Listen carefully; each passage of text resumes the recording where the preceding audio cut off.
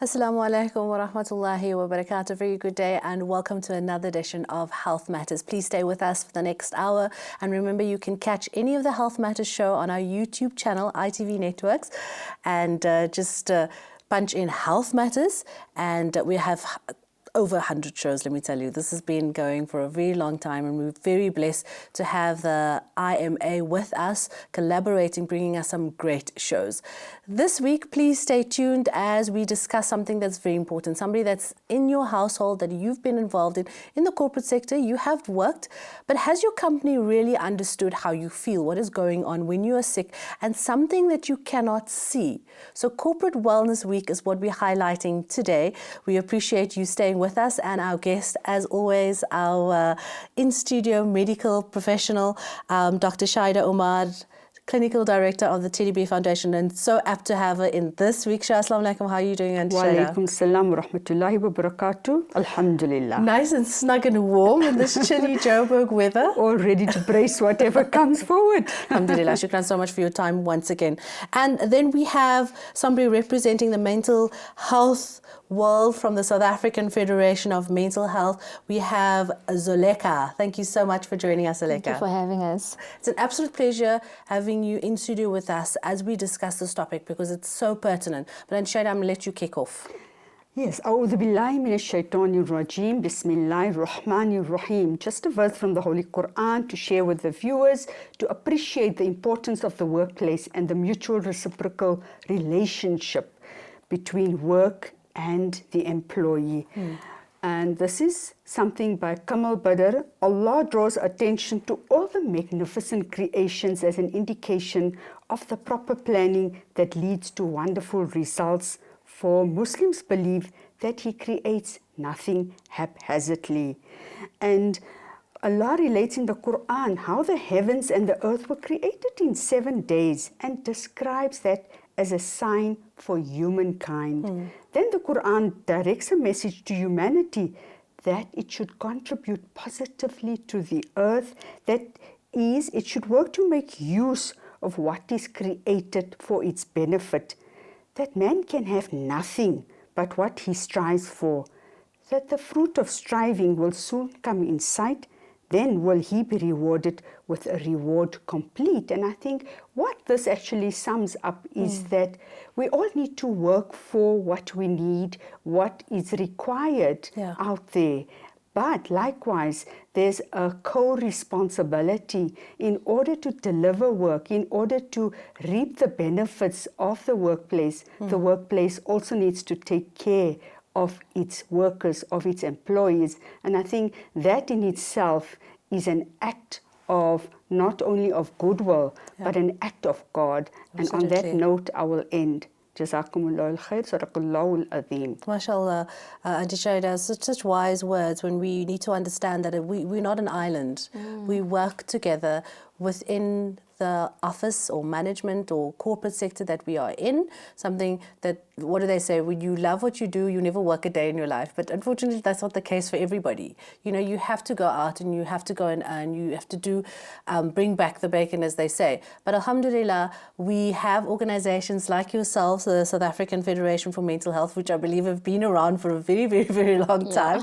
And I'm so great and pleased that there are organizations like that that actually look after the employer. So just tell us a bit about the South African Federation for Mental Health. The South African Federation for Mental Health is a non-profit organization. We focus in mental health. We have 17 other mental health offices, which are called societies all around the country, and I'm representing the national office. Our main focus is advocating for human rights for people with mental health care users, people that have been diagnosed. We also do empowering sessions to empower them, as well as other mental health organizations. We do research and information management in terms of making sure we're up to date with mental health and getting the correct information for the general public. And of course, the reason that I'm here today, which is the awareness through corporate wellness and other packages that we offer. Corporate Wellness Week. What does that mean to you, Dr. Shaida, sort of in the medical sector and in that runs an organization that also has a social aspect? Well, I think we need to look at the broader picture. When we talk about corporate wellness, we're looking not only at the wellness of individual employees or staff members, but we're also looking at the gross productivity of the organization in terms of deliverance of services, because often we are challenged with employees who actually are experiencing their own personal issues and often bring that baggage into the workplace, and that affects the performance, it affects the service delivery, and of course it can also compromise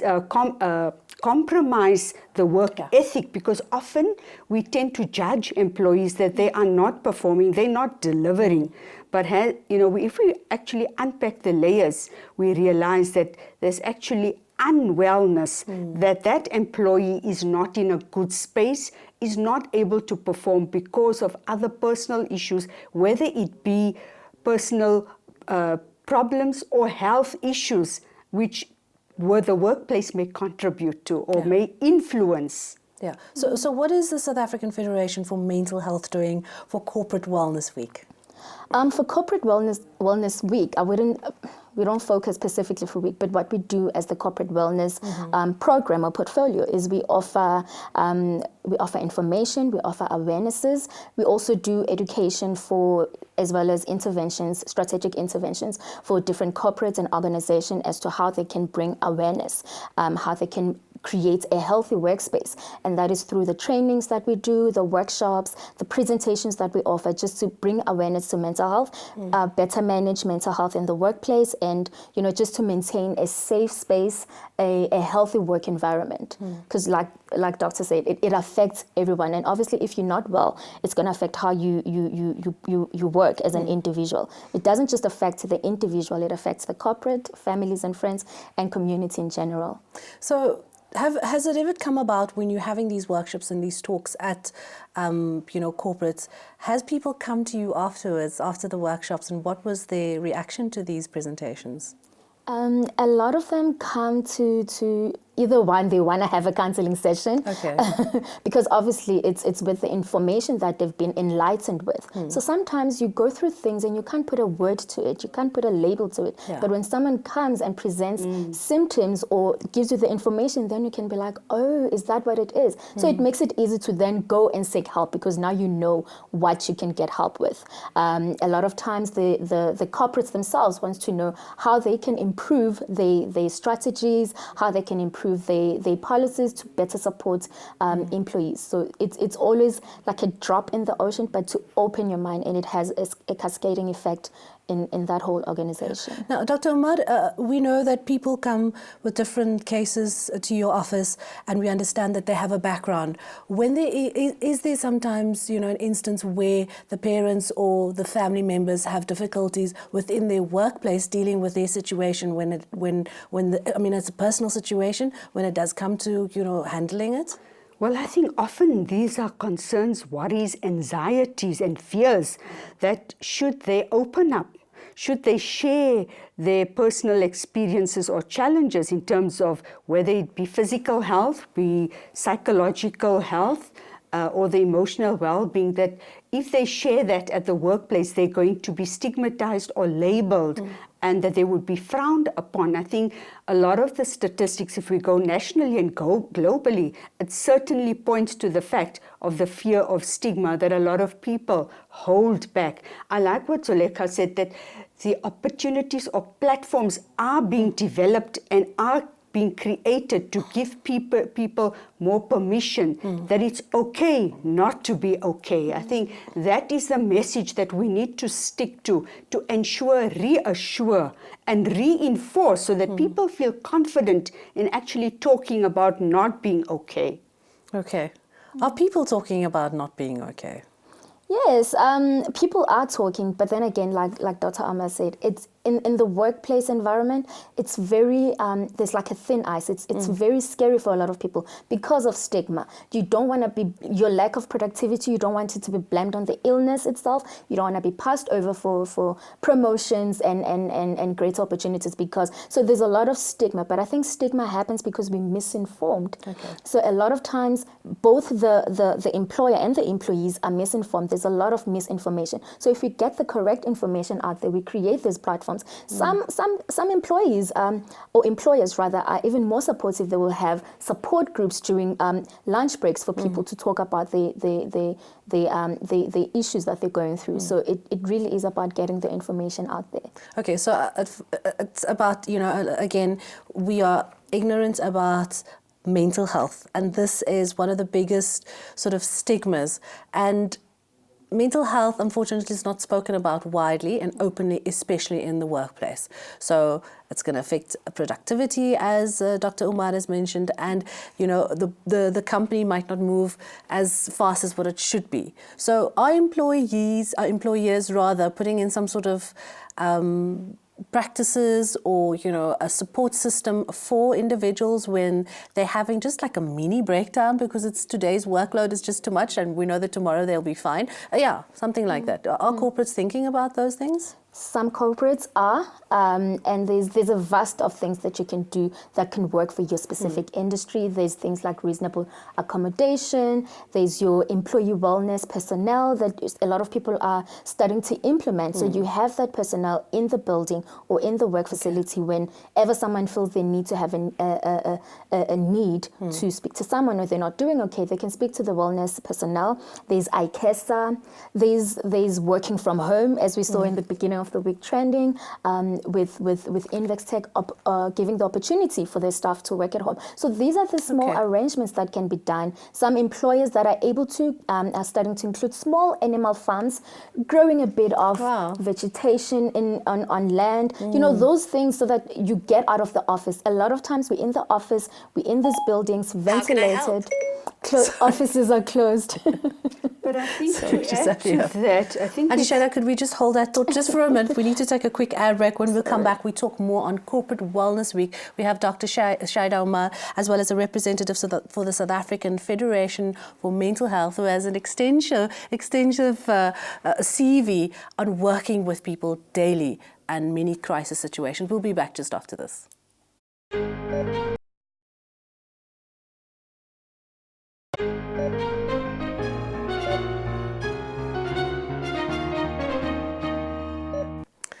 A very good day and welcome back. Assalamu alaikum. I'm Khawa Solomon. This is Health Matters. And remember, you can catch any of the previous shows on our YouTube channel. Today we talk about Corporate Wellness Week. Is it happening in your company, in your office? Has it happened this year? If not, it's something to definitely take up with your manager or your supervisor. And today we're highlighting that with health advisor, mental trainer for the South African Federation for Mental Health, and so much more, postgraduate certificate in education, HIV counseling, lay counseling, substance abuse, also had extensive experience in the mental health sector, mental health awareness, talks at schools, and very much involved in the corporate sector when you're bringing about that talk and that workshop. So I'm so glad that you guys have been around and you have offices throughout South Africa that people can latch onto. So there's no excuse you guys are not here. With us as well, Dr. Shaida Umar, Clinical Director at the Teddy Bear Foundation. And I rudely interrupted you before we went for the break, Dr. Shaida, but just to latch on employee wellness options. So you mentioned a few, and I'm sitting here thinking, what possibly could, employers do to make it a better environment? And there are so many options. Dr. Shaida, you lash onto something as well. Yes, I think we need to look at the holistic and integrated approach to wellness of employees. Just focusing on work issues. I think one needs to look at the physical wellness, the emotional, the psychological, family stuff as well. So one needs to be sensitive to addressing those things. There needs to be a sense of empathy, feeling worth, because during our break, Zuleika and I spoke about nothing is what it seems. It's very easy to jump to conclusions, to label people or attach some kind of diagnosis. But the reality is that one cannot actually see what is going on or unpack what is going on in that individual employee's life. And that is why it's important to bring in health practitioners to provide that kind of physical support where people can identify that if their blood pressure is high, how to manage, who to go to, what to do, maintain their sugar levels in terms of exercise, eating, a proper nutrition. Those kind of things are critical. And I think Zuleka highlighted how employers or workplaces have become more sensitive. So I think there is a shift, but the shift is not at the pace that we would like it to be, because we're finding that with our millennials, a lot of them don't have access to the Ubuntu system, where, there's been surrogate caregivers or your secondary preferred caregivers at home that could mind your children. Now they are reliant on independent people out there. And if the workplace could accommodate that, of course, a lot of the stresses would be alleviated and relieved. But I think even in terms of physical well-being, exercise routines or regimes where gymnasiums or places where people could actually gather together and perform some kind of exercise. So I think those are things, even having a hairdresser, somebody to do your nails, to do your face, reflexology, a massage, those are all part of employee wellness. And that is what we often lose sight of, the element of nurturing oneself and reaching out for that kind of support. It's not about vanity, it's not about being frivolous, but actually saying that I need this kind of help. I need to feel good about myself. I need to look good. And, it's not just feeling good, but also looking good. Yeah, so that's when we speak about holistic and integrated, one should factor all of that. Having the annual or quarterly or monthly staff days where you bring in multi-professionals, that's certainly not enough. Okay, so before we, how can I say this bluntly, attack corporates, let's quickly look at small businesses, because, they're also part of the corporate sector. They make the wheel turn in many instances within our community, and it's not something that they think of firstly. They maybe have 5, 10, 15 employees working for them, but this is not something that they're thinking of. They deal with the social aspects of the employers. They maybe have this irritation. There's some that are caring, and that some that don't completely understand what needs to be done. So just give some advice for those small businesses that wants to start implementing, that can do it on a daily basis if it is not within their budget or something. So we're not just focused on helping the corporates, but just in general, the workspace in general. With small businesses, they're not excluded. They're not exclusive to mental health issues. So what you find is we can offer workshops, or they can take their managers for training, just a couple of them, because they don't have the luxury to take everyone off from work. Unlike with bigger corporates, they don't have enough support. So you always work around it. How many people can you come, or how many people can you take off work for them to work through, or to get some sort of just basic training, just to understand and to better manage, as well as, just alternating. So instead of addressing everyone all at once, but you would have people coming in as groups. You also try and focus on, because what we also do is we focus on that specific industry. So you have to see how you can support in that industry, because it's not every place that you can work from home. But what can be done in that industry? When a person, let's say someone who feels overwhelmed, instead of having 1 long hour break, maybe they can have 20 minutes breaks. Within that day. You have to try and see how you can support in that specific industry. A lot of times we get into the habit of just prescribing one size fits all, and it doesn't work. You have to look at a specific industry. You have to look at how it works in that corporate, how it works in that small business. What can work for them? What can they afford? Because the reason a lot of companies are not willing, they're not necessarily willing, but the budget is an issue. Our economy is not at its strongest right now. So you have to look at how it can be better managed for long term, because you don't want to start something, do it for 2 years or do it for 3 months and you can't maintain it. So we have to take that into cognizance to see how we can afford in that space. So Dr. Mad, looking at sort of the benefits of having a balanced mental health life and how one can achieve this, especially in a very stressful working environment. You've mentioned silent killers like diabetes and hypertension. And, doctors medically have sat here and said there is no proven fact that stress causes, your blood pressure to spike or to go down, but it is a factor. And you go to the GP and they say, oh, what did I do? I didn't, I'm eating properly, whatever.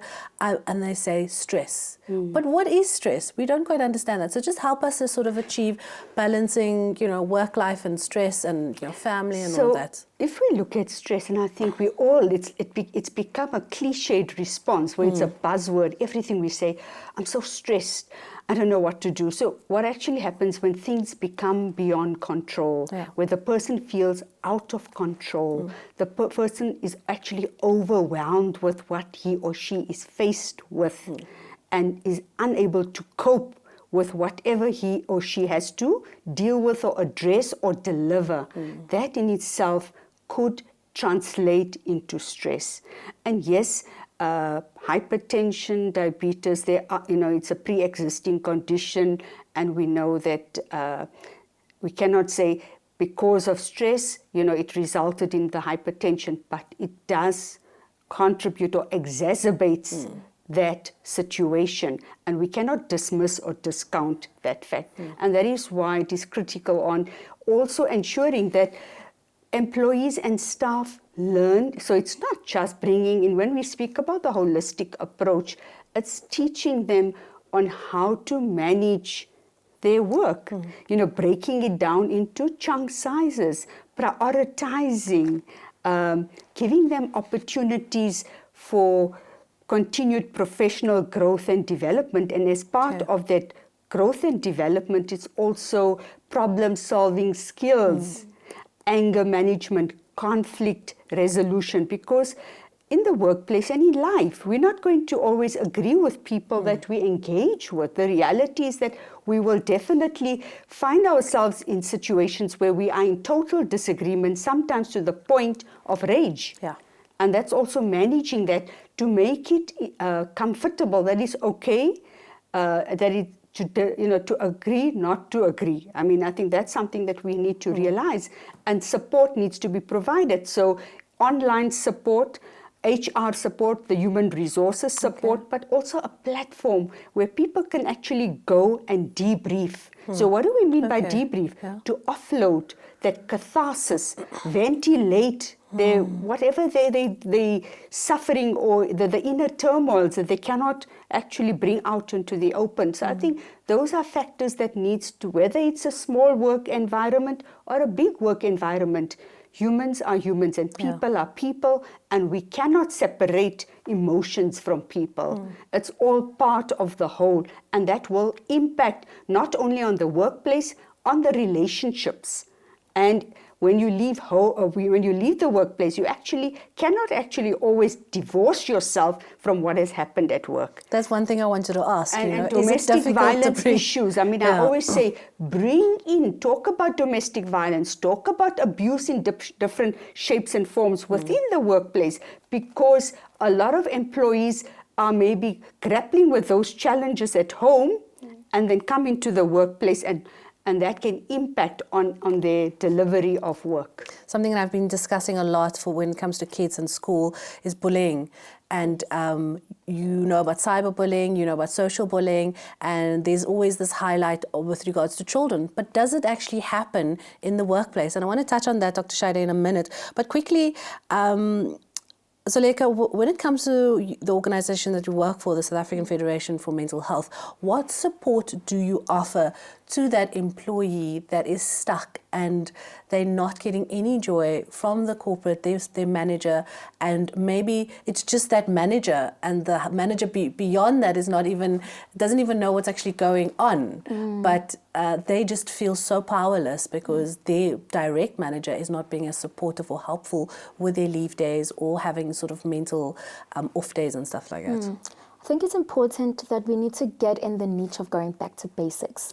Why? You have to ask yourself why. You know, Dr. Omar did highlight on a lot of stresses that people already come into the workspace with. But also keep in mind, there's also organizational stress. So there's also stresses within the environment. So you will find that an individual has become despondent to their workspace. Could it be because maybe there's an ambiguous role? They're not understanding their role. They're not understanding the responsibilities, what they need to do, different management styles, work for different people, as well as just a lot of organizational stress that influences adds on to the person's stress. So in terms of what they can do, there's different organizations that support, and that will not cost you a lot. Okay. So not just monetary, but in terms of time as well, because we live in a high-paced environment. So as Dr. Amma touched on, online support, there's organizations like your ICASA where you can call. There's SADC where you can call and get over-the-phone counseling. There's online counseling. There's so many organizations that are in place to support. But we as the organization, what we bring is the awareness on organizational stress and how they can better, other structural interventions for the general environment. Because a lot of times what we don't want to do is to isolate the individual. So that also adds to stigma. So if we isolate that specific individual, you want to make it general so that even if something else, it comes up again, the similar issue comes up again in 5 years' time or 2 years' time, there's a coping mechanism to it as to how to handle it. So we have to try and avoid isolating individuals because that adds to stigma, that adds to people not coming out or disclosing their diagnosis because you don't want to be misrepresented or anything like that. Okay, so if people are not getting the name correct here, the South African Federation for Mental Health, there's ACASA, SADC, can they just Google, I need some social support in my workplace in South Africa?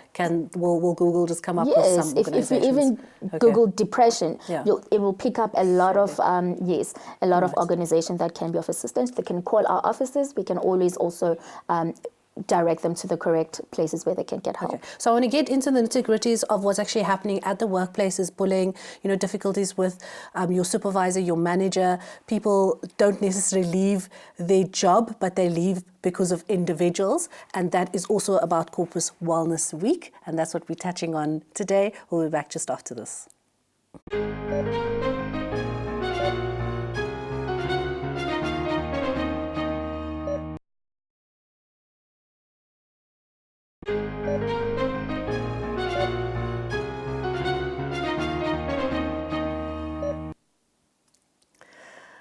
Assalamu alaikum and welcome back. A very good day to you. This is Health Matters and we're chatting about Corporate Wellness Week. We're not talking about the big guys, the big banks, the insurance companies, the big IT companies, cell phone companies. No, we're talking about even small businesses and how you can create that corporate wellness within your environment. And as Zaleka mentioned, our mental health trainer for the South African Federation for Mental Health, that do it in bits, do it in, bouts of groups, small, little time with individuals, because of course we know that time is of essence when it comes to those small businesses, but we are also thinking of them. So Ajishada, I just want to touch on sort of specifics at the work environment and people not necessarily dealing with it. And bullying, cyberbullying, social bullying, there's, I'm sure, possibly corporate bullying in your environment as well. So talk to us about that, how people can manage that, how they can stand up for themselves, because it will also affect, at the end of the day, the workload that needs to happen for that day or month.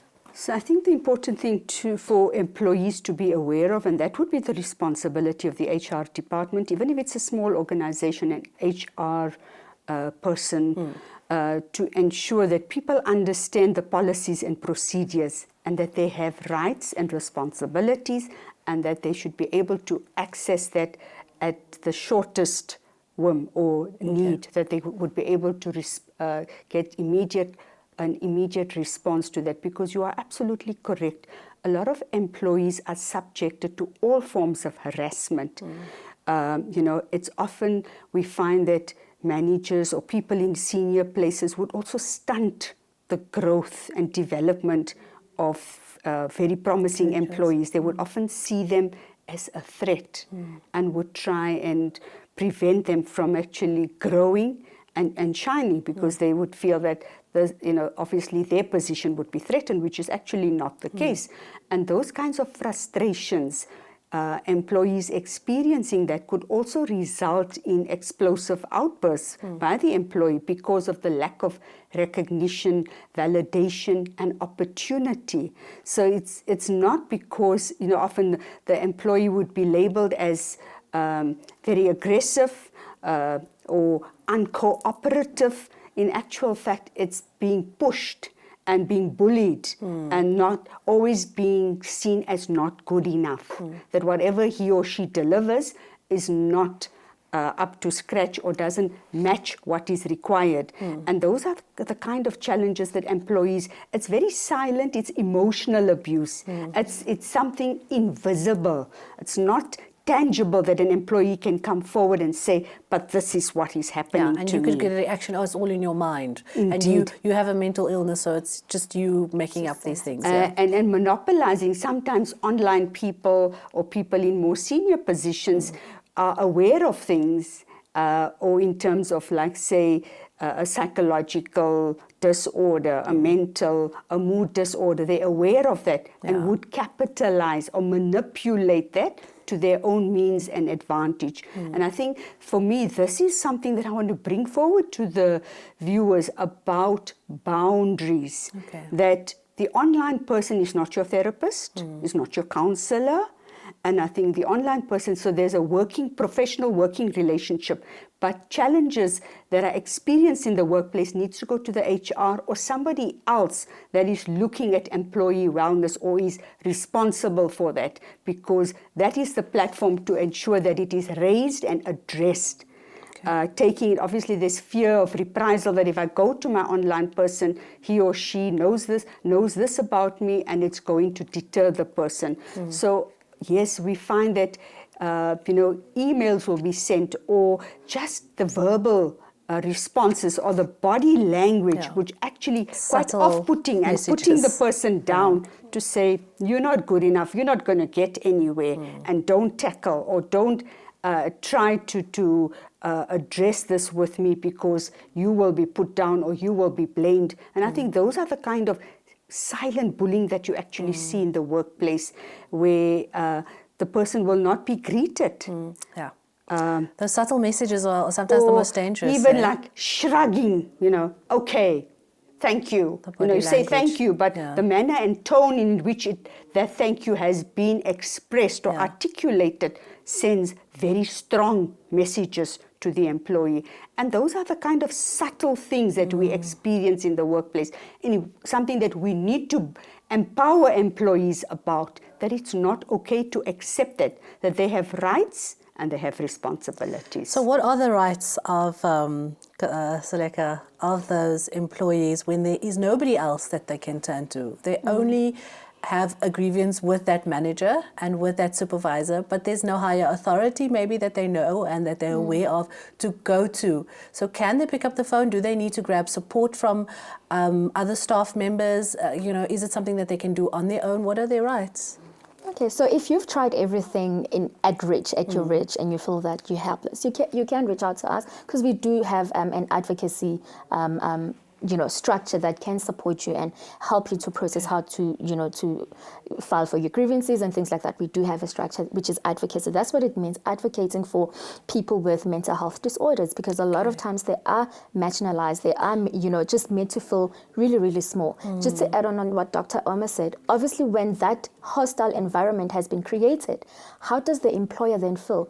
Will you look forward to going to work? Will you be productive? That's what then exacerbates the mental health challenges, because then the person develops anxiety, panic attacks. When the thought of going to work can literally make a person manifest panic attacks. So those are the things we need to think about. Sometimes people don't come with mental health disorders, but it's something that they get diagnosed with because of the workplace. So it's very important to know your rights as well. Read your contract. What does your contract say in terms of HR procedures and things like that? If that doesn't work, if your line manager is not supportive, is there another manager you can speak to? If not, then of course, that's when you need to reach out to the support. You can either contact us or other organizations that are equipped to assist you with that. But don't keep quiet and sit there and suffer, because it's not going to go away, especially when it's your livelihood, and that is work. You're not going to wake up and just leave. You're going to want to carry through and push through. And that's why it increases the mental health issues. 53% of South Africans are not taking their leave.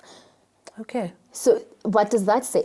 People are stressed. People are scared to take leave. If I take leave, I have a lot of work to catch up on. I can't take leave. And that then adds on the burnout.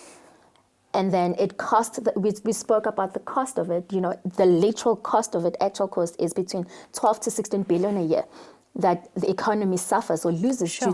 due to So there's an actual monetary value there to is that a value loss. when your stuff is not performing. So that's also something corporates or companies need to think about, that if you're not looking after your employees, you're not looking after your finances as an Absolutely. organization. So we have to consider those things. What are the rights of the employees to encourage and to push to have corporate wellness days, to have their rights as an individual respected because they are individuals, persons themselves?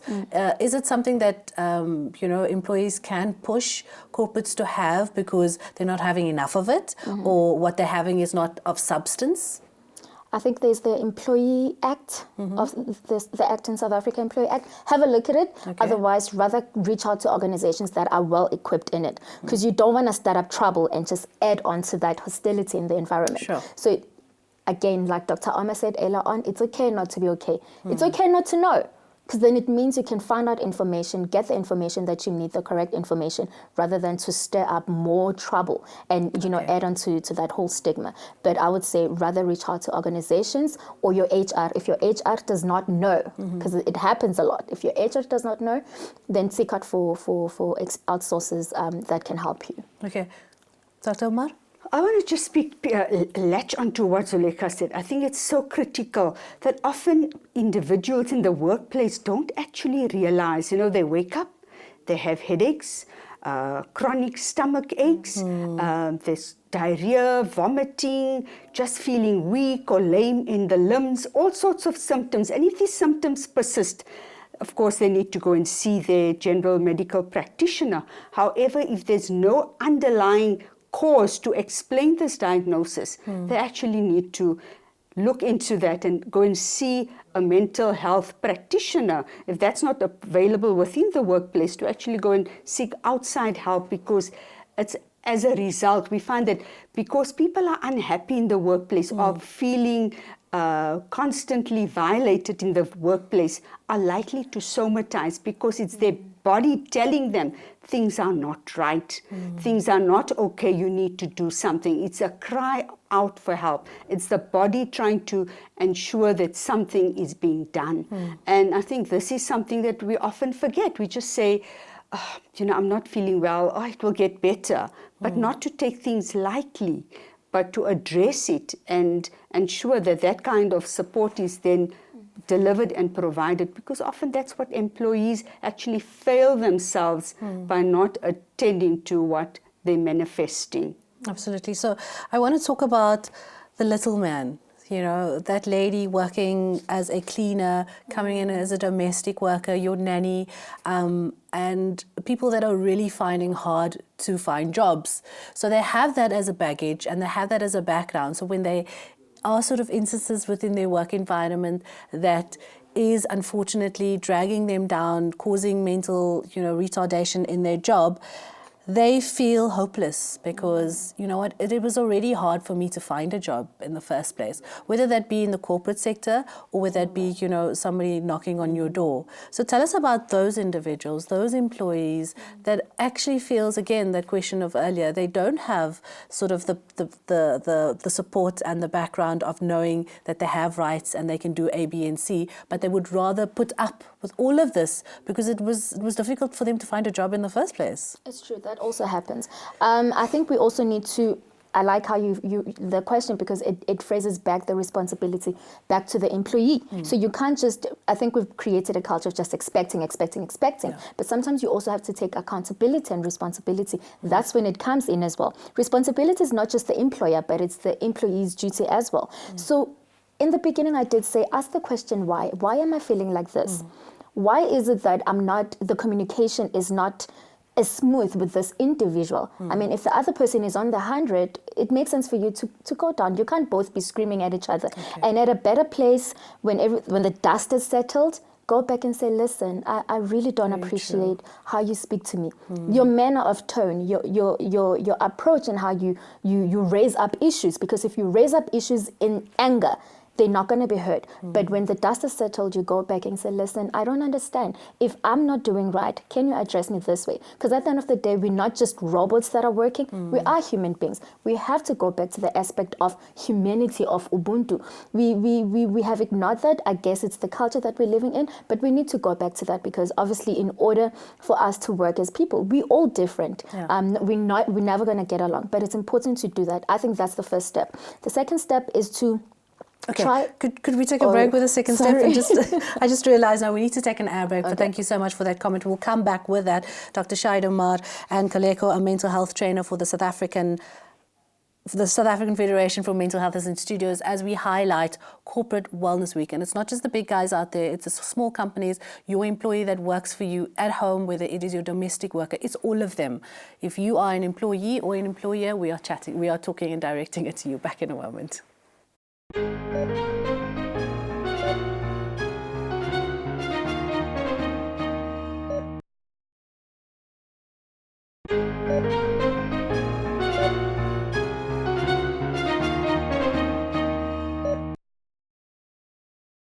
Assalamu alaikum and welcome back. This is Health Matters in our last few minutes as we cover the topic Corporate Wellness Week. So it's not just happening this week, today or tomorrow. It's something that you need to talk about all the time. If you feel you are comfortable and you have that right, don't stir up too much trouble. But getting back to our guest, Dr. Shahid Omar, Clinical Director for the Teddy Bear Foundation. We're actually so happy to have you this time with us, being in the corporate sector as well, dealing with this, and also sort of the social aspects. And then Zaleka is a mental health trainer for the South African Federation for Mental Health. Remember that name. She also mentioned SADC and AKESA as a sort of buffer if you ever do need help. But getting back to your second point, at what individuals, that little man on the corner, that nanny, the domestic worker, that one person that doesn't have a HR department to fall back on what they can do. Oh, it's not enough, because remember, we can never be fully supported, but it's not enough. You can also look for outlets, another platform for you to voice yourself. Some people do psychosocial therapy, meaning going for counseling therapy. You can find an activity to do, because it's good that you get those emotions out. Find a way to explore them, whether be it boxing, be it exercising, knitting, starting a new hobby, but finding a way to process all these ill thoughts or ill feelings that you're feeling towards a specific individual. Even a simple thing is writing it down and burning it after, but just letting it out. The importance is for you to let out those feelings. You can't force people to listen. You can't force people to behave the way you want them to, but we have to work around it. So you then need to find ways to better support yourself, what works for you. And then also I spoke about diet. We can't run away from diet. We can't run away. Time management. That would have come up. Time management. Structure your time. Break down your. If you feel as a cleaner at a company, you have a lot of things to do all at once. Break it down for yourself. Ask them to manage better. Can you guys tell me ahead of time if there's a meeting in the boardroom so that I prepare the cups and things like that? Can I do the vacuuming when no one is here? Do you know what I'm saying? Take responsibility. Think it through. Which is why I said why. Ask yourself why and how you can make it better for yourself. Because at the end of the day, you are the one that is left there feeling disempowered and not living up to your fullest potential. So find ways that you yourself can, technical things that are not going to require money or extra time, but just breaking it down for yourself, taking it one step at a time. Yeah, I think that's a good start. Yeah. So I want to talk about, sort of fostering a relationship for yourself. If you're a bit of a loner, if you find, I'm an introvert, I isolate I just go to work to do my work. I don't want to get involved in other people's personal crap and their baggage. Is that also a healthy way of going to your job every day, Dr. Umar? I think, again, one has to respect boundaries. You cannot prescribe to people. And I think this is where it's the responsibility of the employer to reach out to the employees, that we are all different. Diversity is part of being normal. And each one is going to respond to the same situation differently because we are all unique, and that it's okay to be different. We need to embrace the diversity. But it's also important to create opportunities and different opportunities. I think Zulekha spoke about people releasing their toxicity or anger differently, whether it's boxing or exercise or writing something and burning it. But I think that is what needs to be created by the employer, even if it's a small business or a small, like you mentioned, the supporting staff, because what we are talking is about a more sophisticated structure that has existing infrastructure, where people can go to different individuals or different departments to seek support. But for a person working within a school structure and they're cleaning, they're part of the supporting team, what do they actually do? Somebody working as a childminder within a home environment, who else can they go to? And as you said, they are so pressurized because they know they have to feel grateful that I have a job. I must be very grateful that I have a job and I should not be complaining. And that is such a travesty of justice. That is such a gross violation of human rights, the constitutional rights. And that is where we actually have a right and a responsibility to ensure that people know that they do have rights, regardless of whether they are a childminder, a street sweeper, or a domestic worker, that there are platforms that they can go to and reach out for support. And that is what we need to create, because that is a responsibility of every individual out there. We need to protect and prevent further violation and secondary trauma that is being inflicted. Are there sort of, and again comes to rights here, are there certain rights and responsibilities that your line manager or your employer must show towards an employee, like, you're not getting paid enough for what you're doing. You know this company has money. You know they can afford to pay you a little bit more. They may be not looking at your performance appraisals appropriately. They are stunting you in some way, and you feel that you cannot go to a higher authority because that's the end of it all. So I know you've mentioned HR. I know you've mentioned yourselves as a background sort of support. But are there sort of instances where they find that they are so blocked that they just leave their job, and this is not going to be worth it at the end of the day? They are. Like I said, you don't just wake up and you hate your workplace, or you just want to give up, especially when it's your source of income. But like Dr. Omar said, unfortunately, we have to do more. There's always more that can be done to support people, because even the thought of going to CCMA, oh my gosh, where do I go? Do I want to put myself through that? Put yourself through that. You don't want to seem ungrateful. Will it affect my next employment? So those are the things to consider. But I think if you contact us, and we can always work around. So it's always, if something is out of your reach, someone else knows something, and just contact us. Let's see where we can direct Very you. True. So it's important to know when it's out of your reach, but don't give up.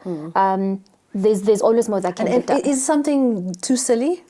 Nothing is ever too silly. The fact that it's making you uncomfortable, that's it. That should be reason enough. If it's making you uncomfortable to the fact that you're thinking about it on your way to work, on your way home, at home, clearly something is not right. As minor as it is, you have to address it, and the manner of how you address it, that's important. Can I talk about that? Some of the symptoms, and I know we spoke about a lot of things, but specific, Dr. Omar, you can also add to it, the symptoms and some examples that one can use when you are affected by, and you think, oh no, it's too silly, it's minor, but like you say, you're thinking about it, you're adding extra thoughts, it's taking away your concentration, your ability to finish, making supper at home, for instance, or helping your kid with his homework. What are some of the symptoms that one can identify when you are thinking that this, it is actually affecting me, and it is some sort of block? The red flags should go on when people are unable to concentrate on their work any longer.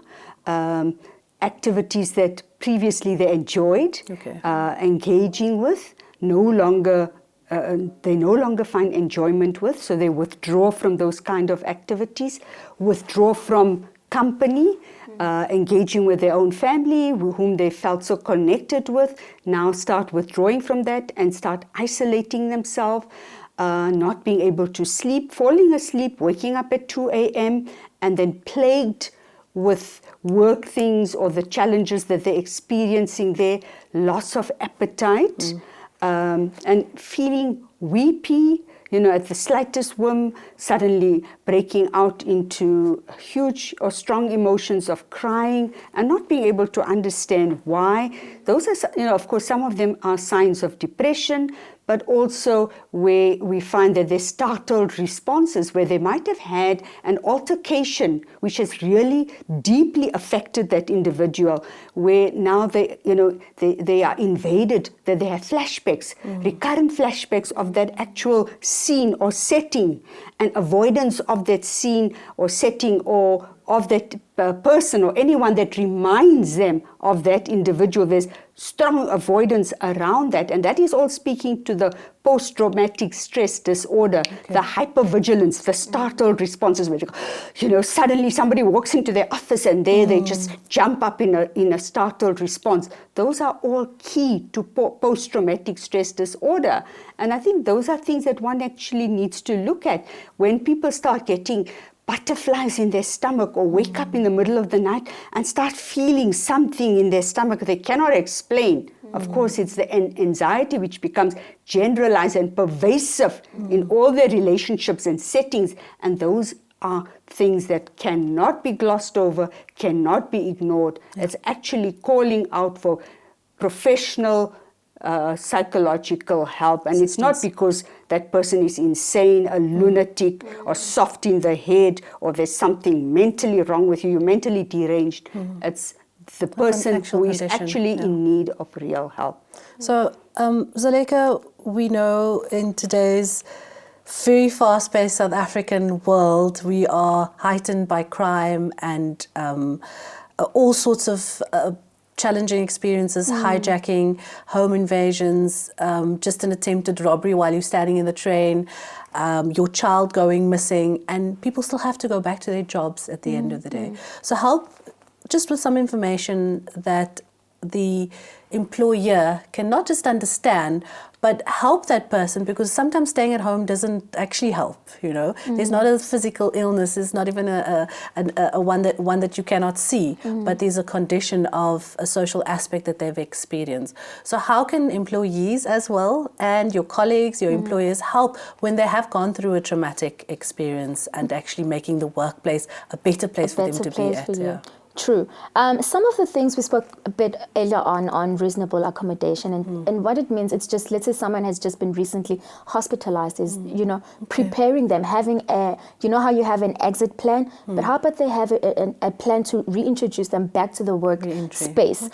Maybe not in a very condescending way, but not giving them a lot of tasks so that they ease back into the pace of the environment and the demands of the environment. Maybe working, a few days a week, but those are the things that can be arranged within that specific, and every individual or every need will be addressed as per individual. But I just think, it's creating an introductory phase just to reintroduce you back to work, just a little bit, and then also adding on, going back. The more you get comfortable, then you can get back to your normal pace of work. But it has to be, in order for not to create animosity within the working environment, within workers as well, it has to be communicated how they can support, because then what it means is you have to take on someone else's role while they're at work and things like that. So those have to be communicated. Communication is important, because if you don't communicate, the employer cannot support. And if the employer does not communicate, the employees don't understand. So we have to work on our communication channels. This person is not here. Can you do this? Can you do that? Or can you work outside specific hours? Always reasonable accommodation. It's just to accommodate both parties to see how we can make the environment better. Ladies, we have to wrap up. And Dr. Omar, I'd like you, in a way, to leave us with sort of a message to understand that, going to work is not all blue and gloom. This is actually sometimes a lifeline for many people, getting out by that door for mothers, for parents, and just to go to work, to have their own time, and how we can make it a wellness environment for everyone. And I think you've just said something so beautiful, because it gives people a purpose in life. Going to work, it enhances the sense of well-being, a sense of self-esteem, that I'm actually capable of doing something, of making a meaningful and worthwhile contribution. So I think that is key, but I think my parting message is always, in the workplace also, respect, integrity, and communication. Because without that communication, without that dialogue, people are not going to be able to understand where you're coming from, what you're experiencing. And I think that is something, and confidentiality. I think Very that is true. key, Boundaries. and that is what I would like to leave the viewers with. Thank you so much. And Zuleka, from your side, our mental health trainer for the South African Federation of Mental Health, please give us information again where people can latch onto telephone numbers, organizations, and that forth if they're having any sort of issues. Telephone numbers, you can reach us on our website, www.safmh.org.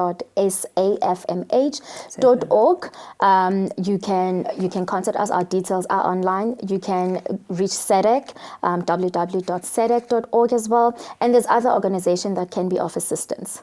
You mentioned ACASA, A-C-A-S-A. Yes. Okay, great stuff. Thank you so much, ladies, for your time. And Tishaida, pleasure always seeing you. And all the best with the job that you do. May you be of great support and help to all those that need it. Thank you once again. I'm Kawa Solomon. Please remember to catch any of our shows on our YouTube channel, and we hope that this information and shows like this to inform you, to take that message across and start that conversation, corporate wellness week, but every day as well. Wassalamu alaikum and goodbye.